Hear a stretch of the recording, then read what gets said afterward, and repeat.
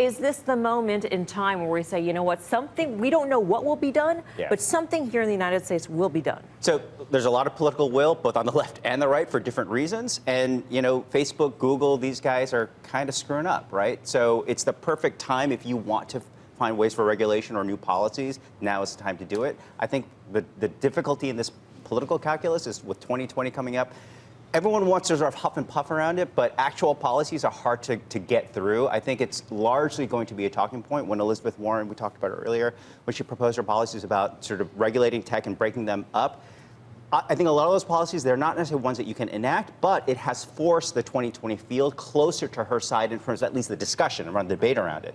In terms of what actually ends up happening, I bet you Facebook and Google, these guys, will, you know, let them fight it out. We'll see what they actually pass. There seems to be, though, Gene, a disparity that's going on in terms of what the political will might be on both sides of the aisle and what the public actually wants. And you would think that they would actually be perfectly aligned, but they're not. I mean, the political will is to do something, but in terms of what people want, if they voted with their feet, you're not seeing it when it comes to Facebook. You're not seeing it across the platforms in terms of losing advertising revenue, et cetera, because of these issues, are we? We're not, Melissa, and that's been the thing that's been particularly surprising to me over the past year is that the engagement numbers for Facebook continue to be resilient.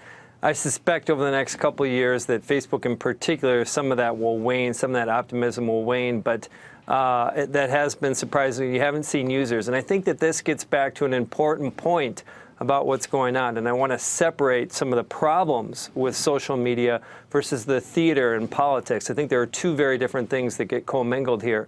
There are problems with social media, whether it be what's happened more recently, whether it's hate speech, whether our lives simply just aren't better because of social media. Our self-esteem tends to be lower. All of those things, I think, can have some form of regulation in terms of how data is shared, how people engage in the platform, even time spent on the platform.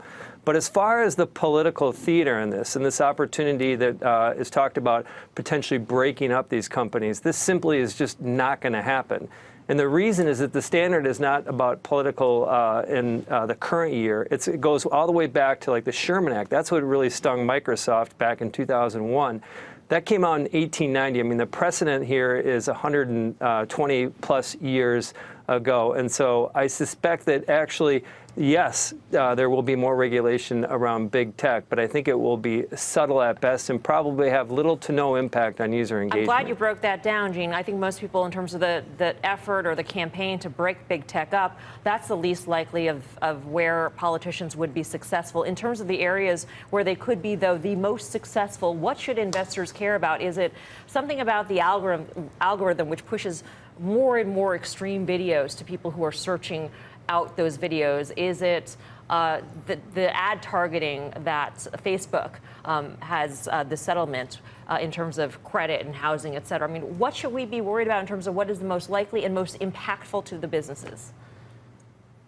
There's two basic factors that can be at play here. One is in terms of letting users know, basically forcing these companies to let users know how their data is being used. The risk here, and to your point earlier, it hasn't actually impacted engagement, but the risk is people step back and say, I don't want this, and actually engagement starts to wane. That would be very bad for social media. But that's probably the primary risk, and we probably will see some more mandated awareness about how the platform's used. And the second is around targeting. If they are more selective, the government weighs in terms of how data can be used for selecting. This news today from Facebook is a big deal because what advertisers love about Facebook is two things. Reach, it still is unprecedented, and separately is the ability to target that reach. And if that gets somehow diluted, that potentially could weigh on the profitability of some of these companies. And I think it's worth noting here that the FTC is considering a potentially multi-billion-dollar fine on Facebook for its use of consumer data and the way it could have potentially violated its commitment to the FTC. But as we've seen in the EU, the rollout of these much more stringent privacy regulations, GDPR, there is pressure to enact some more privacy rules here, especially ahead of 2020 when a very strict California privacy rule goes into effect. So there's pressure to get some federal legislation done ahead of them. And the real question is, do consumers care about privacy? But also, how much is this cost of being sensitive to the data privacy issues going to really limit the ability to do targeting and the like? Hey, Ed, we talk about how there's people on the right and people on the left who are all mad at big tech. That doesn't necessarily mean anything's going to get passed because they have different reasons they're mad. They have different reasons. I mean, on the right, I think there's concerns about censorship, right? That, you know, that all the people who work in Silicon Valley are liberals or libertarians, and they don't like a lot of these conservative voices, so they're sort of trying to tamp them down. At least that's their concern, or that's their claim. On the left, you have Elizabeth Warren saying that, you know what, these guys are too big, they're too powerful. I think with all these talk about regulations, what could happen, we should take note that if you look at Facebook in particular, they've actually moved in this direction of sort of semi-privacy, where they're trying to link up all their messaging services.